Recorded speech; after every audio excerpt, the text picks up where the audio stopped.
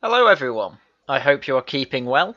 Today in the Times I saw an article that piqued my interest, so thought it was a good topic to discuss.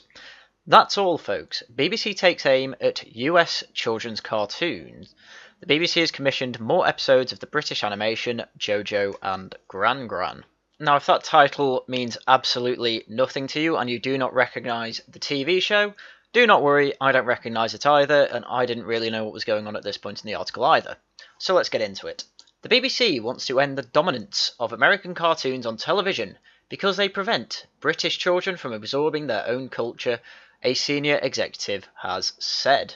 The broadcaster is hoping to create Britain's answer to The Simpsons, as it pumps extra funds into animation in an attempt to win back viewers from Netflix and Disney. Now, on one hand, I do really appreciate this move from the BBC, to be honest. The UK is absolutely dominated by American cartoons and American shows in general. Especially, it seems, with our children's channels on Freeview, because obviously this is just about the BBC. But they probably have the most British TV animated shows around. And even thinking back to my childhood, I'm trying to think of British animated shows that are actually on the BBC. I mean, I used to watch Mr. Bean animated, but that wasn't actually on BBC, that was on ITV. There was The Secret Show, which, if you're not British, you probably won't know. Grizzly Tales for Gruesome Kids. That was definitely British. They called football football instead of soccer in that one. There was the Wombles that I watched a bit from what I remember. And of course, there was always Thomas the Tank Engine. Never missed a show of that. And even then, thinking back, those last two, the Wombles and Thomas, I suppose you could technically call them animated. But completely ignoring that, I'm pretty sure I watched most of those episodes on VCR. Yes, we are going back that far. But then when I think back to my childhood, there seem to be way more American shows going about, such as the Jackie Chan Adventures, SpongeBob SquarePants, the Cramp Twins was another one that I watched. Arthur, of course, was another one. Everyone seemed to watch that. And then, even when they weren't American shows, they were Americanized shows from Europe. One of my favourites of all time was Code Lyoko, which was based in France, but unfortunately, when they dubbed it, it was all Americans. So, for a lot of British kids, they would have just thought that that was American. I also want to point out that this cartoon was probably the best thing to come out of France. And my god, if you're a Zoomer like me, you must have just gone on a massive nostalgia trip. I know I did researching this video. And then of course when you get into more adult cartoons, there basically isn't any from Britain. It's all Simpsons, Futurama, Family Guy, American Dad, things like that. So yeah, really what I can say is, this is a good move from the BBC. I do think we need to put an emphasis on British animation or British shows in general. Because there is a massive lack of native cartoons here. Because even looking at the modern day CBBC, if you look at prime time on a weekday, so between about 3:30 to 5, you've got She-Ra. God, the kids are being abused these days. Boy, girl, dog, cat, mouse, cheese. I have no idea what that is, but that looks like another millennial-made bean-mouthed cartoon that just looks garbage. We Bare Bears, I think that's another American one. Got a couple of episodes of Odd Squad, which I'm pretty sure is a British show, but I'm a 25-year-old man, I don't know these things. Summer Camp Island, another American show. Tom and Jerry meet Sherlock Holmes. Well, at least Sherlock Holmes is British, but I'm pretty sure Tom and Jerry isn't. And finally, at 5:45, you've got Danger Mouse, which, thank God, is a British native cartoon that is based in London. Although it is based off an old cartoon of the same name, that was much better, and that again, I used to watch. And then Saturday morning cartoons, which were the prime time for the BBC for me. They've got at 7 o'clock Arthur, then you've got Ooglies, both American shows. Danger Mouse, British, Dennis and Gnasher Unleashed. Another British show, thank God. And then it gets into the real life shows, so who cares about that? But again, it's either you've got American cartoons, or it's old cartoons from Britain that are just being remade. What I would more go for if I was at the BBC is for more original British animated content, which I think they're doing. Because you've got to bear in mind as well that this is just Freeview stuff, and when I was younger I only had Freeview, but when kids had Sky, or, you know, the UK equivalent of cable TV for you Americans out there, they had way more kids channels, such as the Disney Channel and Nickelodeon, and way more that was pretty much exclusively American shows. And even the other Freeview channels, such as CITV, really didn't have that many more British-made shows. I mean, Look what they've got recently on CITV. Be Cool Scooby-Doo, American. Buck and Buddy, American. Mysticons, American. Drop Dead Weird. It's not even a cartoon, but it is British. Craig of the Creek, American. And Millennial Garbage. And finally, Ben 10. Oh my god, what have they done to Ben 10? Oh my god, what have they done to Ben 10? Honestly, animation when I was younger was so much better than this. And I even prefer the older stuff. As I said, I really like Thomas the Tank Engine and the Wombles. Just cartoons that clearly have a lot of care and insight into them are just great for kids. But nowadays it's all just copied art styles that aren't that interesting.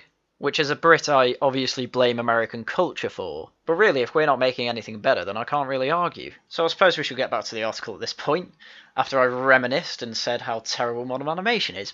Too many cartoons watched in this country are made overseas, according to Patricia Hidalgo, Director of Children's and Education at the BBC. She is telling producers to insert more identifiably British moments, such as roast beef dinner, into family shows. Hidalgo cited The Amazing World of Gumball as an example. The animated series is set in a fictional Californian town, despite being created in the UK. This is another cartoon that I have never heard of. The streets are very American looking. Everything that happens there, the cars, the festivities, they do Thanksgiving, all the things that happen are very American, she said. What I think we can do is set our characters in a British setting or at least European. When I'm talking now in meetings, I'm saying, what about roast beef instead of turkey?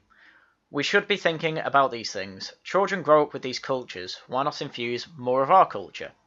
Yeah, I completely agree. I wouldn't be surprised if there is a correlation between more American shows on TV and the more proms we get in the UK for kids aged 16 to 18. The school I went to has always had an annual ball for the people in the final year of the college.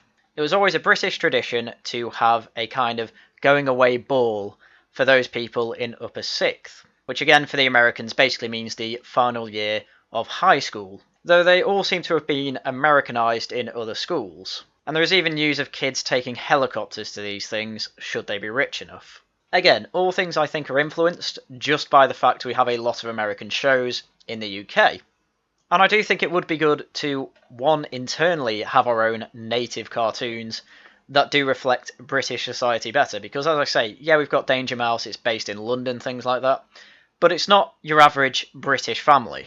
Though live action shows do tend to cover this quite well. For example, there was always the story of Tracy Beaker, which I never personally liked, but it did reflect British culture to some degree, I suppose. But there definitely isn't a animated show that is like The Simpsons, where it is essentially a stereotypically British family. Though to be fair, if you ask Peter Hitchens what a stereotypical British family now is, he would give you a convoluted answer, and it would be nothing like what you would have expected to hear in the 50s. Which is probably why the example that the Times gave, which was of Jojo and Gran Gran, this isn't of a stereotypical British family. This is of a family with St. Lucian ancestry. Which honestly is fine. I think it's fine to have a show that is based on a main character who has an immigrant background. I don't actually have a problem with that because they are clearly integrated in the show. But we definitely don't have an animated show like it for a stereotypically white British family. Or at least one that I can think of.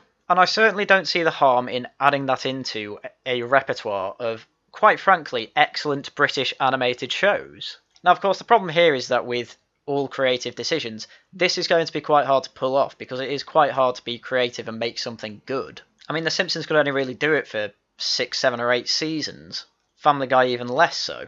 But I do think going one step at a time and adding more culturally British identifiers into shows would be a good thing, as she says, like British roast dinner, like being civil, like enjoying baking. I mean, for God's sake, we have an entire show here dedicated to weeks and weeks of baking to see who is the best baker. And it is very quintessentially British.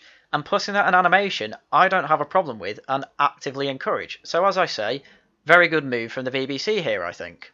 Since taking over last year, Hidalgo has included more animation on CBBC and CBeebies, and wants 90% of cartoons on her channels to be British within 3 years. She said, imagine if we could have a version of The Simpsons for children and families in the UK. It would be amazing. Yes, especially if they can pull off the same level of quality as seasons 2 through 8. Her drive to ignite the animation industry was aimed at children aged 7 to 12, as the country excelled at preschool series such as Peppa Pig, she said. Yes, Peppa Pig is indeed a worldwide phenomenon, it seems.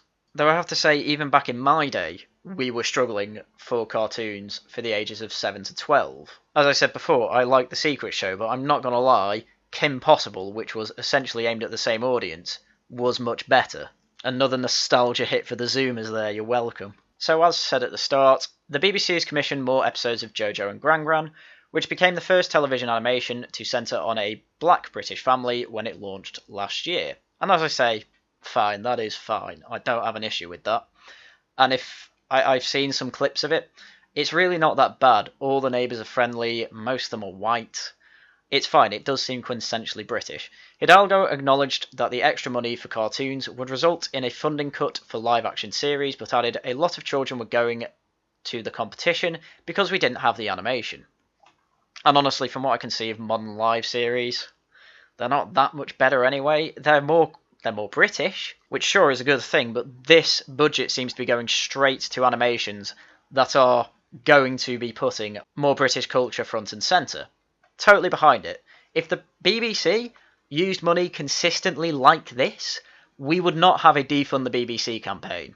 And don't get me wrong, even if they were doing this consistently, because I'm a free marketeer by principle, I'd still be against public money going to them. But in the realistic world, while this is happening, and if we're not going to get rid of the licence fee, thanks Boris Johnson, I would support more of this. Push the BBC to do more of this. Even send in a letter of compliment for this decision. So that's pretty much it. Honestly, this video was a bit of an excuse to go on a nostalgia trip for myself, but this is also a story I want to keep a close eye on. I am going to keep an eye on British children's animated cartoons for the next few years. And if in 3 years we have good British cartoons reflecting British culture well, not the fake type that you see in BBC bite-sized videos such as Black history is British history, and diversity and equality and all that bollocks. If it avoids that and goes for more reflections of the way British people act in real life, and the way Britain looks in general. I mean, think back to Postman Pat and Fireman Sam, when it was made in the 80s. If we get shows like that, that would be amazing. But obviously something fresh, innovative and new, rather than a rehash of old animations just redone in modern CGI or some bollocks like that. More Shaun the Sheeps, less Arthur the Aardvarks for Britain, please. Because honestly, if America gets their hands on anything British, they always tend to ruin it. I mean, I can't show you the trailer for the new Thomas and Friends, but this picture alone should show you just how far Thomas the Tank Engine has fallen since falling into American hands. The island of Sodor has fallen. But as I say, that was everything I had for you today. So, as usual, thank you very much for watching, and until next time, goodbye.